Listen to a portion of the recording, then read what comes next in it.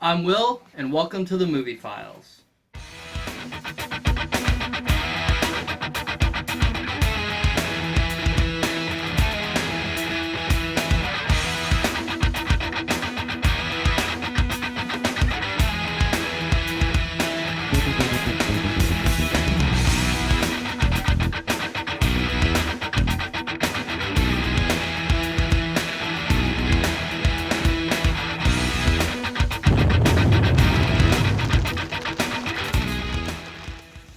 Hi everyone.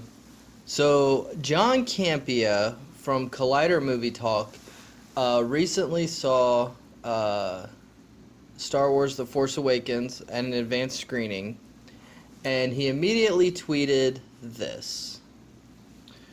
For the first time since 1983, Star Wars is back.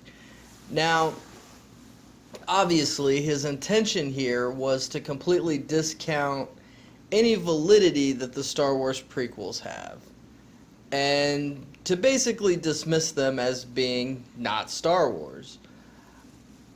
And I have problems with this because, one, they were Star Wars.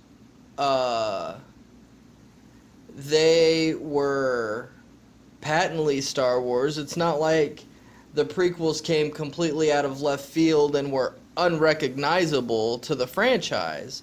They absolutely weren't. They're everything that in the original Star Wars trilogy, they're everything that we wanted to see and didn't get to see. So yeah, were the prequels underwhelming? Yeah. I mean, for the most part, Episode 1 is, as far as I'm concerned, is completely useless to the saga. It's boring, it's drawn out, it doesn't add anything to the overall story. You don't need to meet Anakin Skywalker as a little boy. You can start the saga at Episode 2 and still have a complete story. So Episode 1 just it shouldn't exist. It has no rhyme or reason or right even to exist. It's almost like a side movie. Now that they're doing these the Star Wars anthology films, it almost feels like it's more of one of those, you know. The only redeeming quality that it really has is Darth Maul, and Darth Maul is severely underused. So yeah, Episode 1 is just irrelevant as far as I'm concerned. Episode 2 is better. It certainly is. It has its boring bits, and there are a lot of them. It feels drawn out. The love story between Anakin and Padme is, I don't want to say forced, but I don't know that there's a better word for it.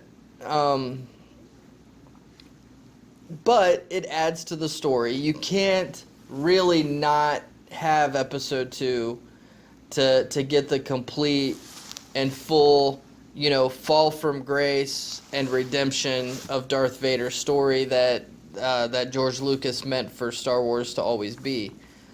So Episode 2 is important.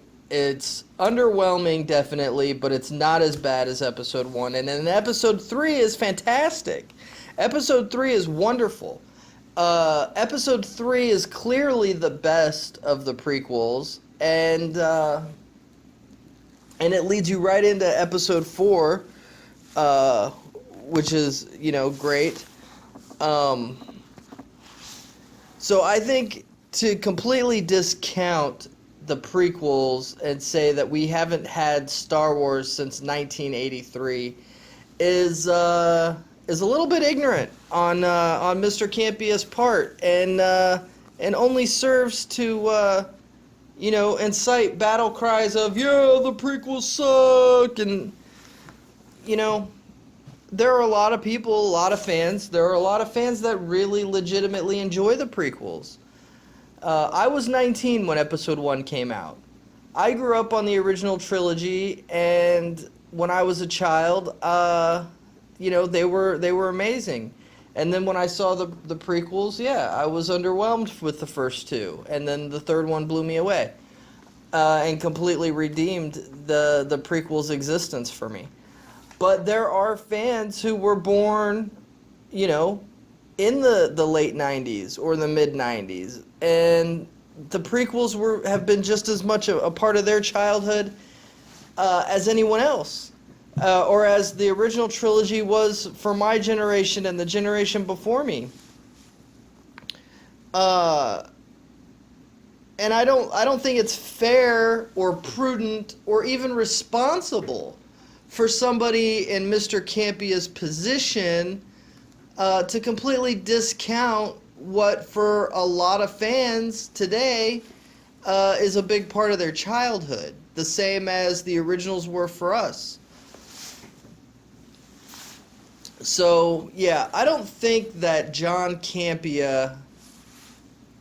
Well, one, I don't think he's correct. I think he was inflammatory for the sake of being inflammatory and, to be a little movie hipster and say, oh, I'm too cool for the prequels.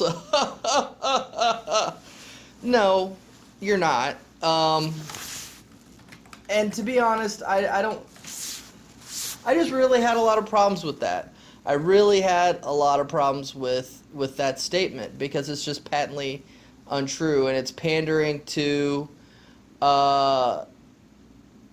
it's pandering just to one group of Star Wars fans, and I think it's disingenuous. Now, his comments do fill me with a lot of hope that Episode 7 will not only not be underwhelming or disappointing, but it'll be fantastic. And I haven't seen it yet. I'll be seeing it on Friday.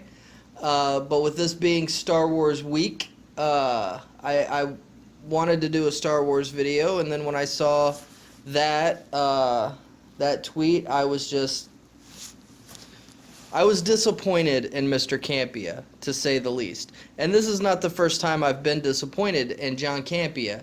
He made remarks about Robin that I felt were uncalled for. I like Robin. I like the character of Robin. I think Robin makes Batman a better character. Batman is a better, more interesting character when it's Batman and Robin. When Robin is done well, than it is when it's just Batman. And I don't think Robin has ever been done well. I'd like to see Robin done well, and I think he can be. But anyway, so those are my thoughts on John Campea's tweet that that Star Wars is back. Be sure to check out my article on TheBlaze this week. Well, I had a movie review up of In the Heart of the Sea. That was published this week, and be sure to check that out. And then I also have this video should be going up on Wednesday, and Wednesday the 16th. And on Wednesday the 16th, that is the same day, I will have an article published on TheBlaze called The Second Amendment, Character Development, and Han Shot First. So be sure to check that out. I will have a description. Well, there's always a link to my Blaze profile in the description. Depending on when I get this video uploaded, I may have a link to the actual article. But if not, then just click on my Blaze profile, and then it should be the top, depending on when you're watching this video. But all right, thanks for watching, and we'll see you next time. Hi everyone. If you enjoyed this video, make sure you like, share, subscribe. Be sure to check me out on Facebook and Twitter, and don't forget to head on over to TheBlaze and check out my weekly column where I do movie reviews and general Hollywood industry commentary. You can find the links for all those things in the description below. Have a nice day.